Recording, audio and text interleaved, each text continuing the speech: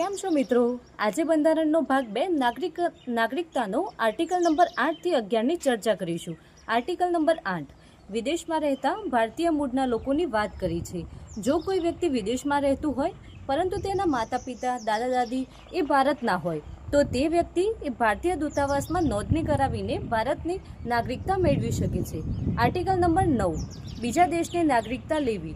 જો કોઈ વ્યક્તિ સ્વેચ્છાએ બીજા દેશની નાગરિકતા સ્વીકારી લે તો તેને ભારતની નાગરિકતા સમાપ્ત થઈ જાય છે, કારણ કે ભારતમાં ડ્યુઅલ સિટીઝનશીપ નથી. આર્ટિકલ નંબર 10 નાગરિકતા ચાલુ રાખવાની જોગવાઈ. જે વ્યક્તિઓ બંધારણ મુજબ ભારતના નાગરિક છે તેઓ સંસદ દ્વારા બનાવેલા કાયદા મુજબ પોતાની નાગરિકતા ચાલુ રાખે છે. આર્ટિકલ નંબર 11 સંસદને અધિકાર છે કે તે નાગરિકતા સંબંધિત કાયદા બનાવે. ભારતમાં એકલ નાગરિકતા છે, એટલે કે ભારતમાં ફક્ત ભારતીય નાગરિકતા હોય છે. રાજ્યની આમાં કોઈ અલગ નાગરિકતા હોતી નથી.